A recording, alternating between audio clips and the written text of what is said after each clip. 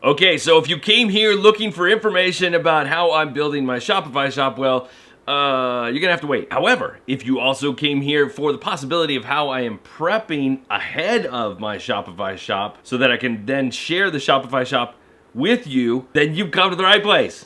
Let's go!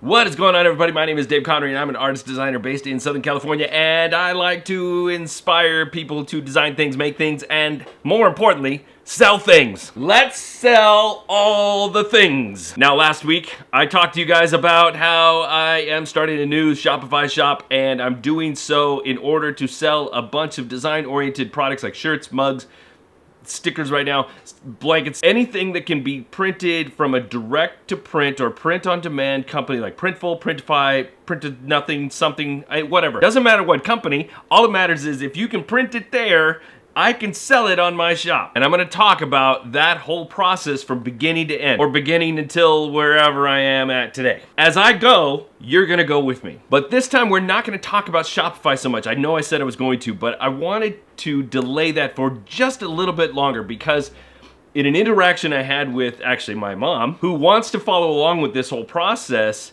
something came to light that I think is essential and important to talk about before we even get to the Shopify side, and that is organization of files and what to know about what you should be submitting to these particular places like Printful, like Printify, even if it's just Redbubble or wherever else you want to put it. I want to talk about all that, so if you want to hear that, stick around. If you don't want to stick around, I'll put a video up wherever the video things go. You can go watch that one instead. If you are sticking around, then do me a favor, make sure you like and share and follow and subscribe and do all the stuff right now so that you never miss out on whatever I do next when I do it next, because I'm going to do it next and you don't want to miss that. You want to be here. All right, before I get into the thing that I was just telling you I was going to get into, I'm going to actually wait for that too, because I've got a couple of little pieces of housekeeping that I want to share with you because some important things happened in the last week that I think I want to address. Number one, this thing didn't happen last week. This thing is happening actually right now. If you hear a humming noise in the background, it's because I've got my fan on down here at the desk beside me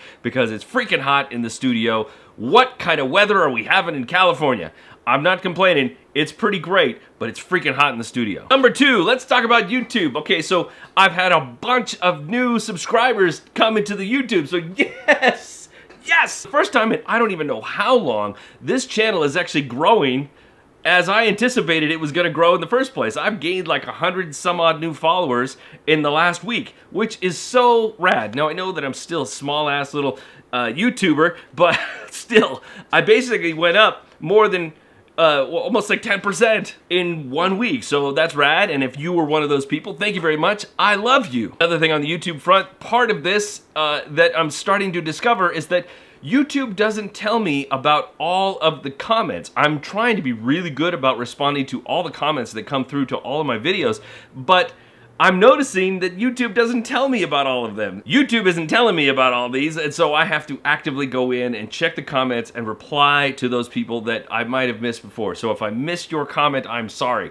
I will get to it, unless of course you're that trolley guy who just comes here saying contrary in opinion about whatever it is that I want to be posting. You ain't getting nothing from me. But everybody else, I'll get back to you, I promise. Number three, a couple videos back I talked about Affinity Photo, and in that one I talked about the things that make me begrudgingly kind of scrunch my nose. This is where the comments come into place. A lot of people commented saying things that were answers to the questions and the problems that I had with Affinity Photo. People came in with advice about Affinity Photo telling me, oh, you do that by doing this. And I'm thinking, yes, thank you. That's why this place rules so much, because you can find out all the things. Now, I probably could have found out these things on my own if I wanted to, but there's a certain level of wanting to get things done faster than it takes for me to go research how to get them done faster. Do you know what I mean? Do it the hard way because I'll get it done faster than going to YouTube to look it all up and try and find it so that I can do it faster next time. But if there's people out there trying to come to me and say, hey Dave, this is actually how you do it, then the information comes to me. I will implement shortly. Thank you very much. I appreciate it. Number five, let's get to the meat. Okay, for the purpose of the rest of this video, I'm gonna jump into the screens. You won't see a whole lot of my pretty face this time, but you'll see a bunch of stuff that's going on in here. I hope I don't share you with anything I'm not supposed to, like my passwords and my... You don't want to see any of that stuff, so I'm not going to show it. I'm going to try not to show it. I haven't quite figured out the video software so that I know where to put the little squiggly marks or the shaded part of the stuff that, hey, don't show this part, Dave. I haven't figured that out yet. So I'm probably going to be trial and error in that spot too. If it's not fuzzy and you see personal information, please just try to ignore it. What I want to talk to you guys about is file organization, because I think it's incredibly important that if you are going to do any kind of project like this, especially if it's another project, if it's a side project to something else you're doing, file organization is an incredibly important thing. So we've got here on my computer, we've got my projects folder. This counts for everything that I do. Creativity.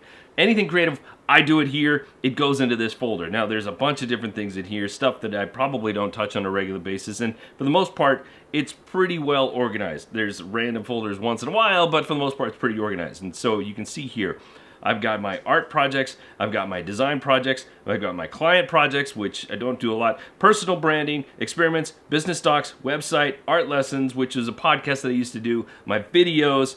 Art Cloud is a side project I'm doing here in locally. Books are books that I've written or designed.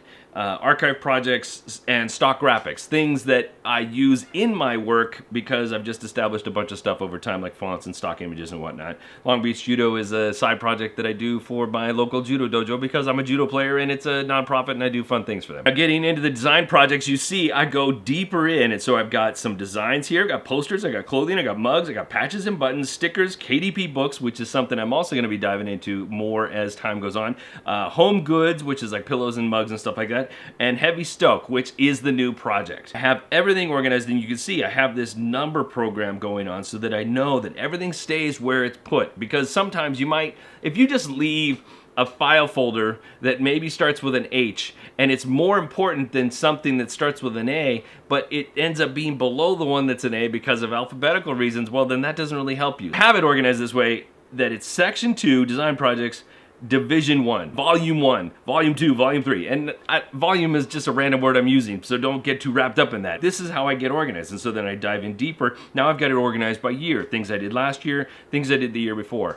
I have other years way before this, but I try to pull stuff off the computer a lot because it just gets bogged down. My computer's a little bit on the old side. I don't want to be filling up the hard drive with a bunch of stuff that I'm not going to be using, so I pull it off. It's on a hard drive somewhere else. Don't have to worry about it. So we got 2019, 2020. Now I even break it down into 3 and 4. I don't know why I don't have a 1 and 2. I don't know. I honestly don't know what happened to that. Maybe I just needed to reorganize it and I put it somewhere else. So I'm going to go back and figure that out. But what's important here is that this is what I did. Posters are a design thing. Why wouldn't I put them in designs? Because I was trying to do a particular poster project. So I was doing daily posters and I had all these other different things, and that's why I organized it that way. Clothing, mugs, patches, stickers, KDP, all that. You get it. You understand what's going on. Heavy Stoke.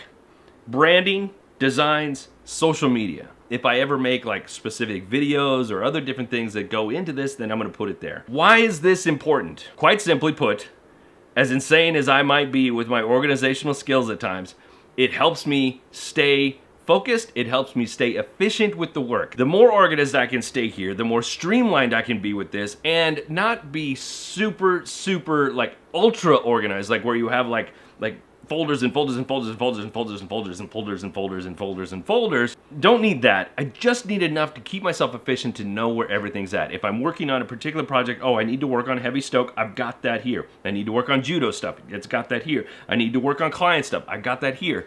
I can go to wherever I need to go at any given time just by moving through the folders, and I know exactly where everything is. If for some reason something isn't in there, well then it's a red flag. I need to go find it and then move it. You get yourself super organized like this, it will help you. You will work faster, you will work better, you will get more done, which means you will make more money in the long run if you stay efficient, motivated, and pushing forward. Is that forward? Maybe it's that way. So keep yourself organized and then move on to a thing that is incredibly important for anybody who wants to do print on demand, and that is file sizes. I'm gonna make this hellified super easy for you. There's some people that I've watched here on YouTube that try to over-explain this and try to figure this out.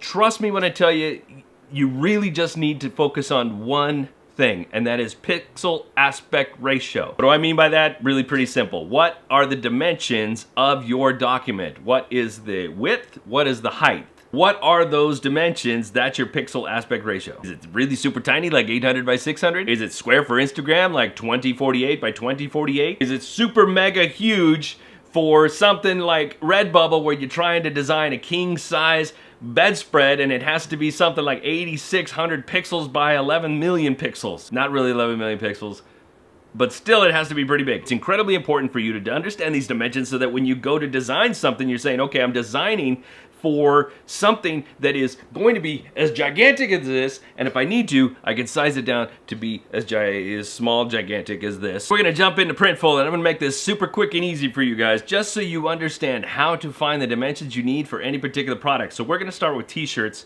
I'm gonna jump in here, I'm picking any t-shirt at random. Doesn't really matter, because the things that you need to look at in any of these products, whether it's t-shirts, socks, mugs, phone cases, whatever, it doesn't matter. This stuff is all in the same place. So you scroll down to any particular item, you go to File Guidelines, and it'll tell you right here, if you want the print direct to garment numbers, this is the file size you want, 12 by 16, 3 by 3, 4.35. You take this number, 12 by 16, bring it into Affinity Photo. You go over here, we're gonna change, make sure this says inches, 12 by 16, 300 dots per inch ratio, create.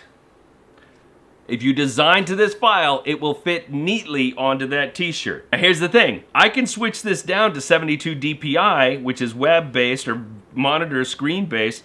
I can switch it by unresample, and I switch this down to 72 DPI. It changes my inches to 50 by 66, but if I go to pixels, it still says 3600 by 4800. The pixel ratio is the most important aspect. Now, not all places are gonna give you the pixel aspect ratio. They're gonna give you the dimensions in inches, millimeters, whatever way that you happen to look at it for your particular country. They're gonna give it to you that way, and then you have to go figure out the pixel aspect ratio. But once you have it in your head, you don't really need to know anything. So now you know anytime you create a file that's 3600 pixels by 4800 pixels, it's probably gonna fit on pretty much any t-shirt that Printful allows you to do. But is that enough for a shower curtain or a bedspread? Probably not. But that all still seems so confusing, Dave. How do I get past that? How do I make this even super more easier? Allow me to share with you my top secret thing. If I go back into Affinity Photo and I see this file that is still 3600 pixels by 4800 pixels, it's at 300 DPI. If I switch this to 8000, it will automatically bump that up to 10666. If you want it, if you're superstitious, make that, unclick this little thing here, make that 11,000. Resize. Now, it looks like it shifted, but again, I'm bringing that back up. 8,000 pixels, 11,000 pixels, 300 DPI, doesn't really matter. What matters is that pixel aspect ratio is big. Had a small glitch in the system, I don't remember where it was, so I'm just gonna start where I think I'm fresh right now. Anyway, 8,000 pixels by 11,000 pixels. It's a really big file. It'll fit on a shower curtain, it'll fit on a bedspread, but as you can see, the aspect of this particular file still fits into the t-shirt range. You can still design this to fit on a t-shirt as well as a bedspread or a shower curtain or whatever. Yes, it's gonna be a gigantic file. And yes, you don't really need that huge gigantic file for something as small as a t-shirt or let alone a mug. So you can take this big file if you want, that's already built and already ready to go, and downsize it to maybe half that size, a third of that size, so it's not this heavy lifting file that goes into a small little document. You have the different file sizes, just make sure that you label them correctly so you know which one's which. Maybe add the pixel ratio at the end, change the pixel ratio down to 4000 by 5500, change it down to 2000 by whatever the half of the other one was. I can't do math in my head that fast. Point being, if you start with one big file, you can bring it down to a smaller file that will fit in other places. So that way you only design once. Now, it's not gonna work for everything. If I design that same file and I put text all across here like this is not gonna work on a coffee mug. Even if I turn the file on its side, it's not gonna work on a coffee mug. So yeah, you're probably gonna have to make some compensations in certain places, but if you can use that particular file in different places, then why not build it big and size it down as needed. Again, this is streamlining the process. Streamlining. Is that forward or is that forward? Whichever direction you're going, streamline it and make it easier on yourself. I hope I helped you a little bit. I hope I made you understand a little bit about what is best for getting yourself set up to do whatever it is you want to do with your Shopify shop when we get there, with your print on demand when we get there. When you set yourself up in the beginning, you lay down the foundation for all the good work that's coming, it'll be so much easier. You will thank me later. Thank me now by making sure you comment below and tell me how much you love me. Make sure you hit the thumbs up.